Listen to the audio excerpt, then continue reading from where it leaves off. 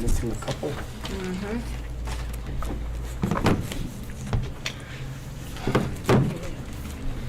You're tall today. It's too good. We are live. Okay. I'm gonna add this to the agenda. Or to the, I got it on next. Maybe is that okay? No. What did you ever do before stickers? all right, it's 6 o'clock. Stand for the pledge.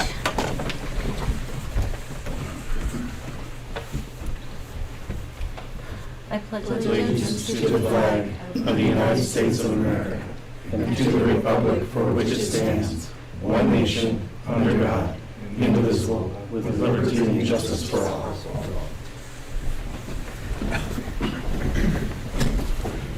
All right. Just a reminder to everybody to silence your cell phones, please. We'll start with roll call. Mayor Sherman, Here. Councilor Basil, Here. Councilor Durrell, Councilor Lindstrom, Here. Councilor Scalise, Here. Councilor Spradlin, Councilor Tyree. Here. Next is approval of the agenda. Do we have any revisions to the agenda for tonight? I just need to remove ALO from visitors and delegations. They're going to be moved to the first meeting in December. Okay. So you want to make a motion to approve the agenda with that? Move we approve the agenda for regular meeting on October 14th, 2024, minus Allo. Second. Any discussion? Roll call vote. Councilor Lindstrom, Yes. Councilor Scalise, Yes. Councilor Tyree, Yes. Councilor Basil, Yes. Mayor Sherman. Yes. All right, that motion passes. We've all had a chance to look through the minutes of our last meeting. Are there any revisions or corrections? If not, I'd look for a motion to approve. Move we approve the minutes of the September 23rd, 24 meeting. Second. Any discussion? Roll call vote. Councilor Basil, Yes. Councilor Scalise, Yes. Councilor Lindstrom, Yes. Councilor Tyree, Yes. Mayor Sherman. Yes.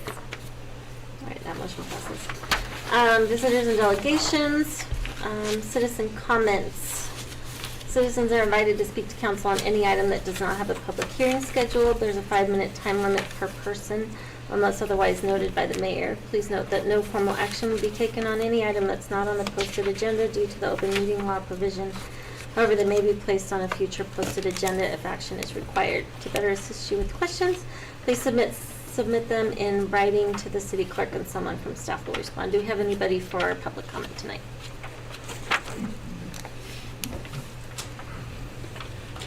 Good evening, Council. Chuck Miller, 26060 Morgan County Road S.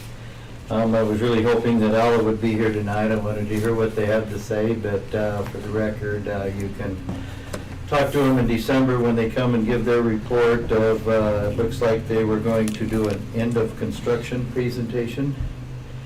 And their subcontractor Bauer chose to bore on my property. If you didn't have that knowledge, without permission or any discussion, if it wouldn't have been for my wife at home that day, we wouldn't have never known it. But they chose to bore on my property, and then their intentions were to cover it up and no harm, no foul. And we've had a complaint with them. Allo has chose to sit on the sideline and not get involved. And Bauer has turned it over to their insurance company, and their insurance company has sent out an adjuster, and they feel like $6,000 is justifiably good for boring on my property, and they have abandoned the project that they bored in there, is what they say. Now, they did add ribbon to the pipes, so it looks like they come and put ribbon to pull something through after they put the tubing in, but they won't admit that. So they admitted that they bored on my property intentionally because the easement was covered up with buildings and fences and was very difficult. And so there was already utility easement there where they were supposed to be. And they chose to go outside of it on my property.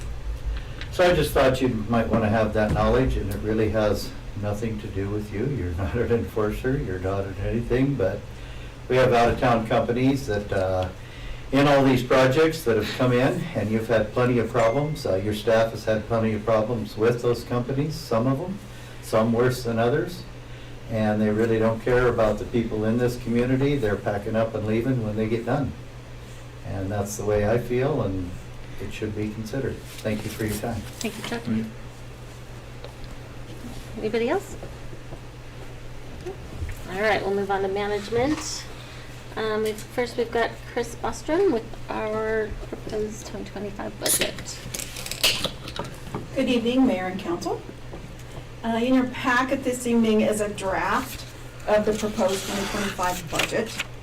Now, this rough draft is presented to you to fulfill the requirement of the state statute to present this to our governing body by the deadline of October 15th. The draft includes the line items from our 6 major funds, which is general, water, trash, and garbage, wastewater, stormwater, and golf. The personal expenses as well as capital outlay are not included in the draft.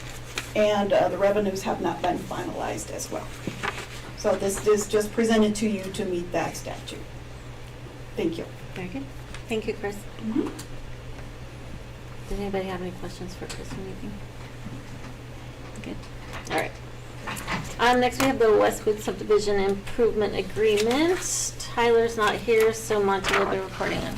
Okay, Tyler is up at an EDCC conference, and so he's not able to present tonight, but he did give me some notes to go over, the subdivision improvement agreement for the Westwood subdivision.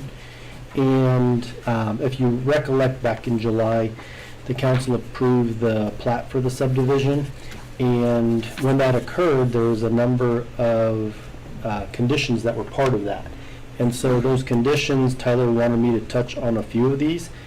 First thing, not only Tyler has reviewed the subdivision improvement agreement, but our city attorney also has reviewed that and made comments on it. And if there's any finer details, Dan might be able to help me out with those.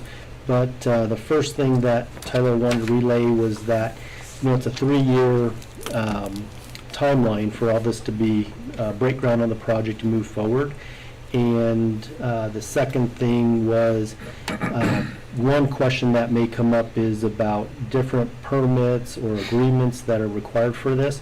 There's a handful of those, but Tyler assured me that part of this agreement is that all of the agreements, whether easements, permits, whatever is necessary, those have to be secured before the project moves forward. The one thing that he also brought up is that in regards to traffic, there are 5 phases to the project, and County Road 26, that's going to be at phase 4, but nothing can happen before all those agreements occur there, and you can't construct any more homes until that phase 4 has the County Road 26 improvements made. And he has had one council person visit with him about the traffic out there, but other than that, we haven't had any other comments that I'm aware of. And so, Dan, do you want to add anything to that? I'm just refreshing my memory, but I think that was pretty good. Try to answer any questions you guys might have. I think the comments by the certain council member were pretty important, that the traffic study was done with all phases in consideration, correct? So that's a pretty important statement. Seeing how it's going to be built in phases. The traffic study took all of everything, the 2 inlets and outlets and everything into consideration. And we've talked about those, we approved it with those, help me out here, The conditions? the conditions, right? So it's pretty important to understand that the traffic study was done with everything in place, and that's kind of why we approved it with those conditions. So I don't want to, just step over that or walk past that. I think that's a pretty important part of the conditions. So I just don't want to put that to the side.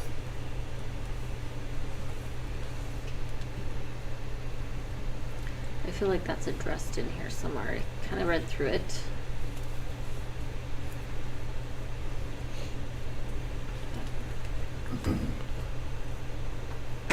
Anybody else have any questions, concerns?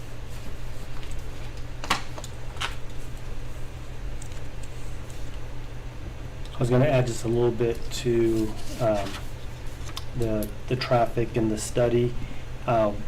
When the study was done, it did take into account for all the different areas, the places where the traffic was gonna flow or projected to flow. And currently, the level of service for each of those intersections where you would have traffic going to, it's gonna meet all the requirements. And what Tyler explained to me was that the increase in traffic, it's going to increase for a short amount of time for the first 3 phases, but when you get to the 4th phase and open up County Road 26, that'll help alleviate some of the traffic flows in other places. But even without that, it still meets the study still says it's adequate. And it's in there that phase 4 can't proceed until that Okay. Access is there. But the first 3 phases can. Can move forward.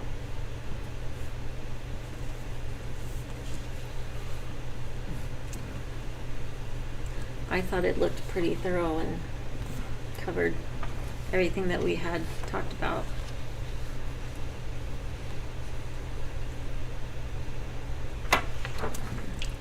Anybody else have anything to say?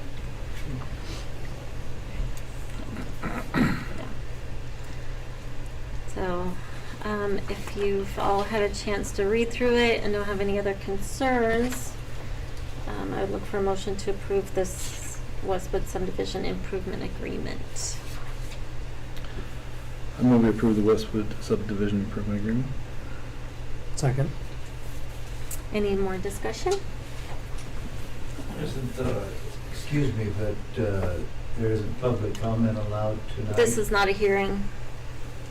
Because there's additional information that you probably don't have knowledge of that you need to consider as to the topics that were brought up that just transpired in the last 2 to 3 weeks.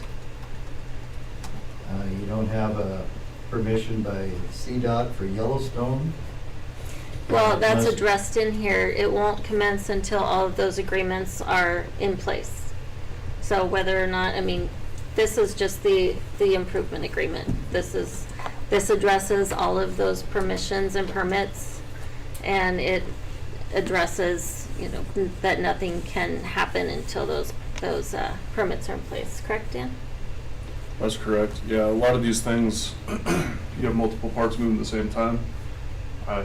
For them to move forward, all of those need to be checked off. They need to go through all the, get all the required improvements. But the point I think is trying to be made is the confusion after the last meeting of the motion that was made. And there was a lot of confusion amongst everybody involved, including council, as to what that motion. And the person that made the motion has discussed that with me. So, Well, we've had a first and a second on this SIA, so I'd move on to roll call vote.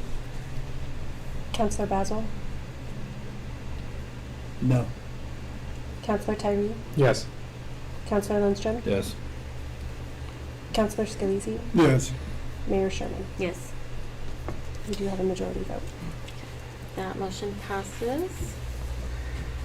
Next we have proclamation designating October as Code Enforcement Month.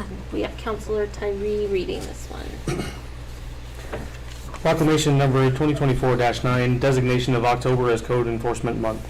Whereas code enforcement officers provide for safety and welfare of the citizens throughout the United States through the enforcement of local codes and ordinances, and whereas code enforcement officers often have a challenging and demanding role and often do not receive recognition for the job that they do on improving living and working conditions for residents, and whereas code enforcement officers often have a highly visible role in the communities they serve and regularly interact with various officials, other agencies, and the public, And whereas code enforcement officers are called upon to provide quality customer service and excellence to the residents and businesses of the communities in which they serve.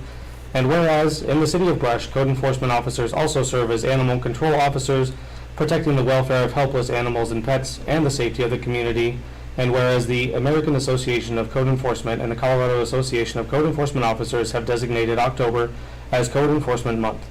Now therefore be it proclaimed that the Brush City Council formally declares October 2024 as Code Enforcement Month in the city of Brush, Colorado, given under the hand of Mayor Sherman and the seal of the city of Brush this 14th day of October 2024. Thank you. So I would look for a motion to approve this proclamation. So moved. Second. Any more discussion? Roll call vote. Counselor Scalise, Yes. Counselor Lindstrom, Yes. Counselor Tyree, Yes. Counselor Basil, Yes. Mayor Sherman. Yes. All right, that motion passes. Move on to finance. Move we approve disbursements and payroll from September 24th, 2024 through October 14th, 2024 totaling $816,482.71. Second. Any discussion? Roll call vote. Counselor Tyree, Yes. Counselor Scalise, Yes. Counselor Basil, Yes. Counselor Lindstrom, Yes. Mayor Sherman. Yes. All right, that motion passes. Staff reports. Looks like we've got Ray. Do you want to give the fire? Evening, Mayor and Council. Just a couple things. Three of us were out in Indianapolis a week or so ago for 1403 live fire trainer course. So currently we have one individual who's qualified to conduct live fire training evolutions. Through the three individuals going out to that training, we now have four. It's probably been one of the best fire trainings we've been to. So over the course of 3 days, we conducted 10 live fire burns, and it's all in a container-based training facility. So there's multiple different facilities out there, and they burn OSB, 2 pallets, and straw. That's their fuel package for all their buildings, and it gets hot, very hot. So they have different courses out there. So they just completed one course, which they call their fire combat course, which is 4 days. And over those 4 days, they conduct 108 live fires. Wow. So it's one of the top trainings across the country and the world, and it's there in Indianapolis. So it's a pretty impressive facility, and it's a lieutenant from Indianapolis that put together this training, and that's how he runs it. It's a not-for-profit organization, so all the money they make goes back into the training and their site to keep it up and running. We've ran a total of 262 calls for the year to date, so we're just shy of running 1 call per day, which is pretty impressive for a volunteer department to be able to handle that response. So things aren't slowing down, they're getting busier, and calls for service will continue to go up. Other than that, one thing, we've had members express concern to both Tad and I over a partial CO being issued to the apartment complex at Central School. And we have some concerns in regards to that. We were invited to take a tour over there, and the individuals that were on that tour felt like they were ushered through there like a herd of cattle. And if they wanted to stop and look at something, they were moved along. And so our question is, who issued the partial CO? We were told it was a third party out of Greeley.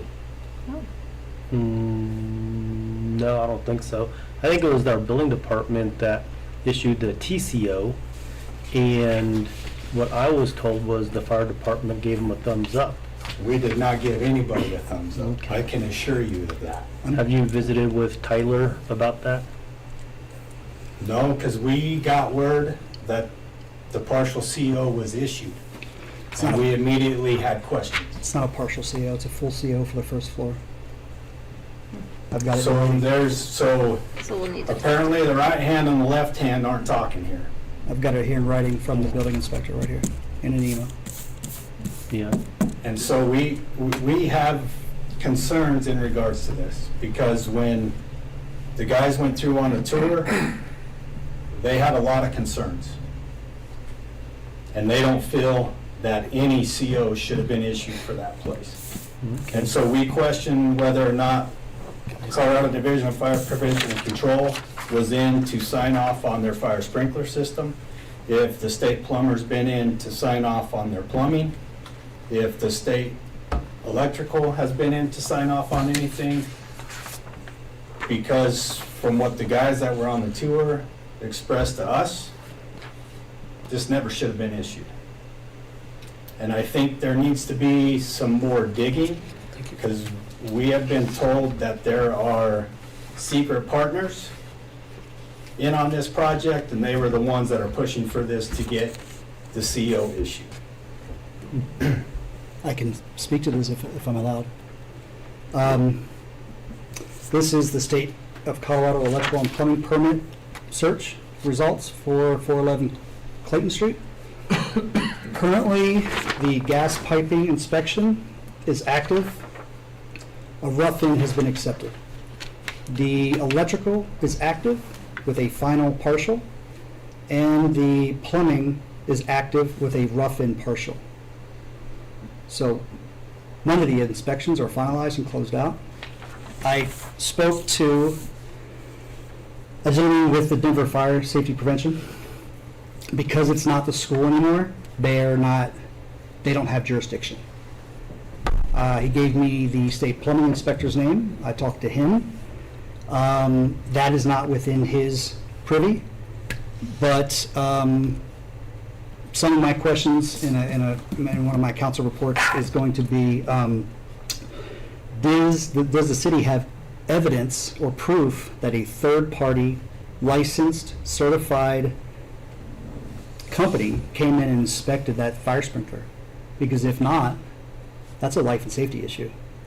And that could lead the state plumbing inspector to red tag that building. Oh, by the way, there are people currently living in there,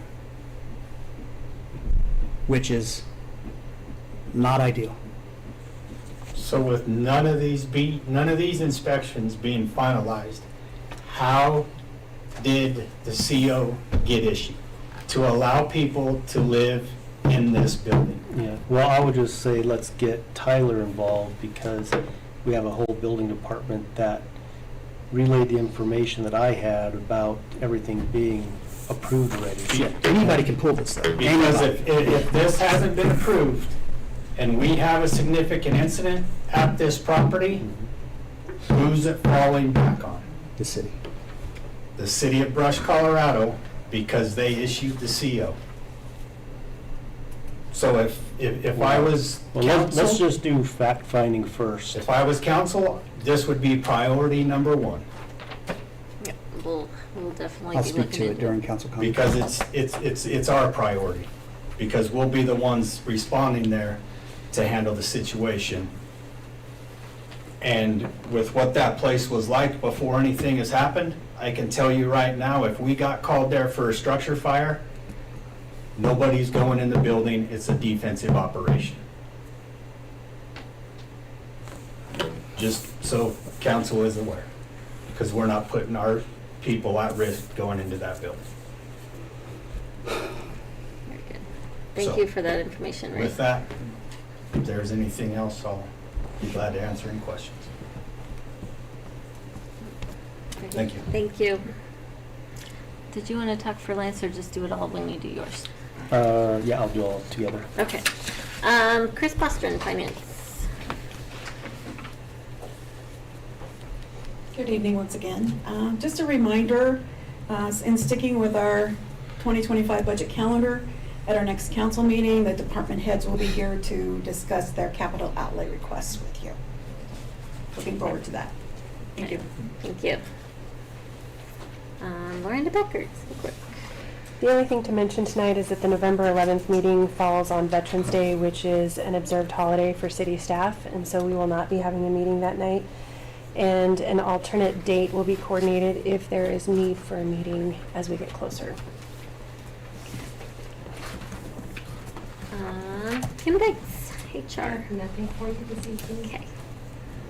Okay. Dan Crum, city attorney. So nothing. And Monty.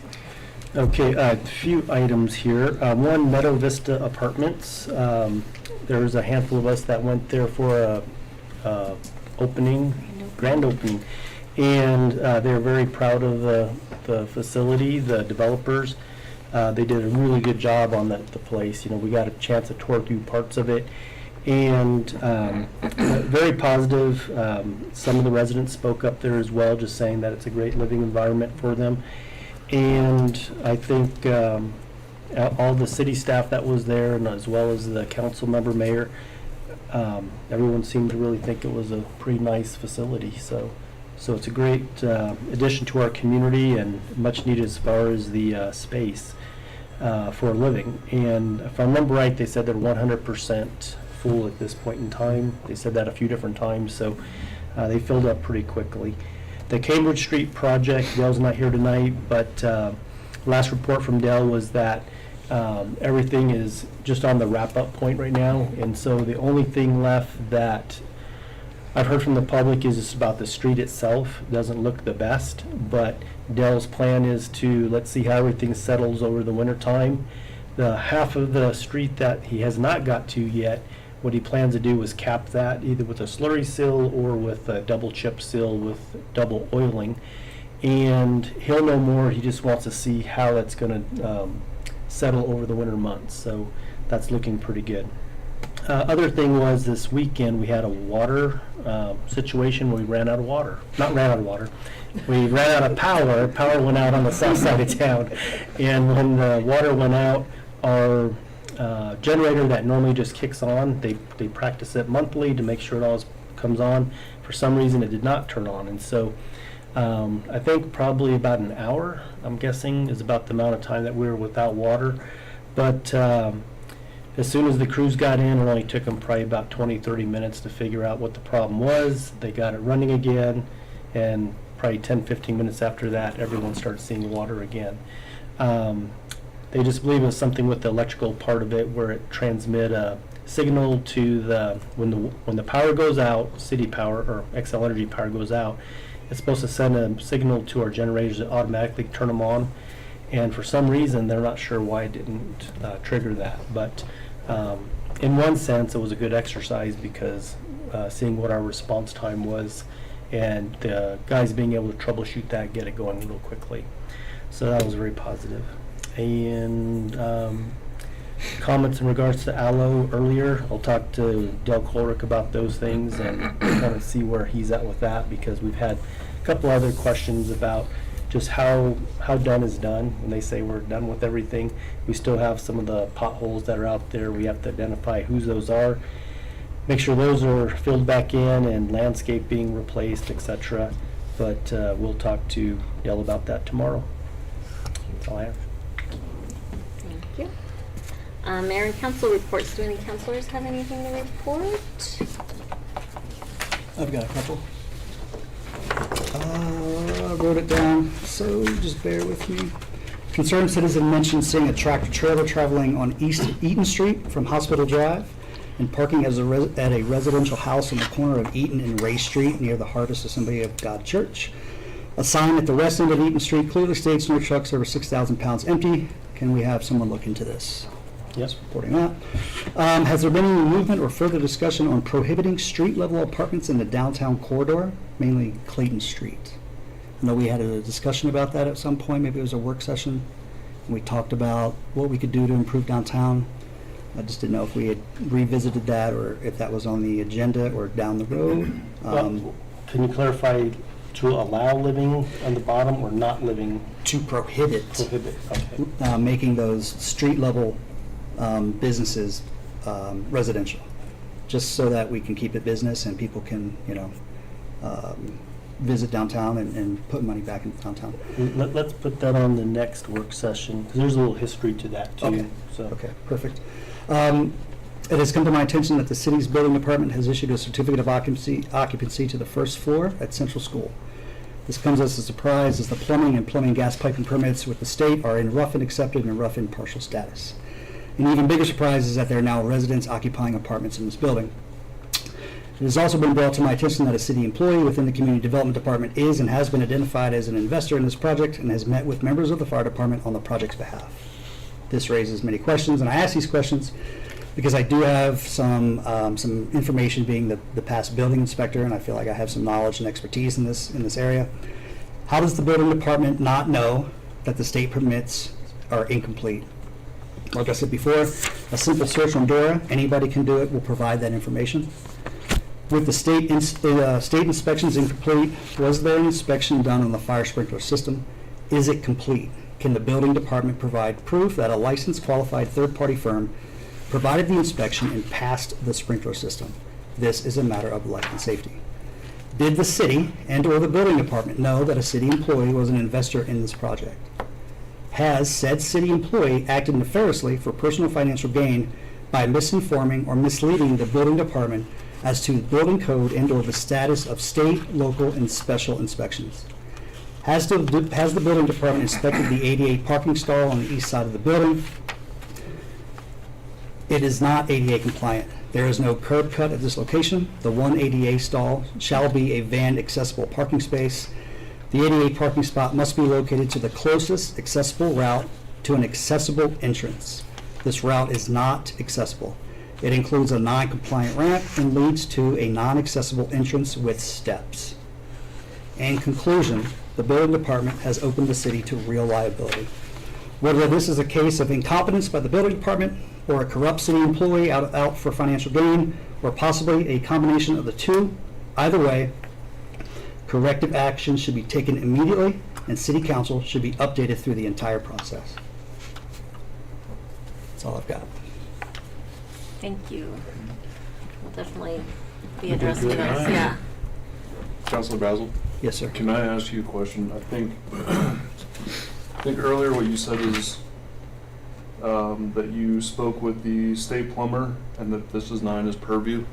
Is that The correct? or did I state miss plumbing that? inspector said that the fire sprinkler is not in his purview. Okay. Yeah, yeah. And then, were you able to, it sounded like an electrical permit has not been, I believe somehow? the electrical permit is a partial for the first floor. okay. Right, yeah. And that was at the state level, that was in there? Yeah, that's completed Okay. as a final partial, yeah. I just had those two flipped, so Yep. thank you for that. May I ask one question from the fire department? Yes. Do you know who was leading that tour? That you were, Patrick. that's all I have. Yep. Thank you for all of the work you put into finding out all that information, Councilor Basil. You're welcome, it wasn't fun. Anybody else? And I don't really have anything. I did go to the grand opening, the ribbon cutting at Meadow Vista, and it really is a really nice facility. They did a really nice job, and we're very fortunate to have that, and hopefully they'll continue and maybe do more? more. So, but that, Word has it that they are trying or are in talks of buying, not City Center, but the village behind. Brush and Village. Brush Village, and fixing all those up as well. Yeah, That's the scuttlebutt. that's the rumor. That would be great. Yeah. One more announcement, the museum. The birthday bash for for Brush will be at the museum this Saturday from 10 to 4, 10 to 2, 10 to 4. Yep. So anybody that's able to make that, they would really appreciate that. I'm going to be out of town, so I'm kind of bummed. I'm going to miss it, but thank you for that. So if nobody has anything else, I'd look for motion to adjourn so we can move into our work session. Move that we adjourn? Second. All in favor, say aye. Aye. All right, we are adjourned and we'll move into the work session. We need to get People us are off random of and live. yeah. Thank you, Ray.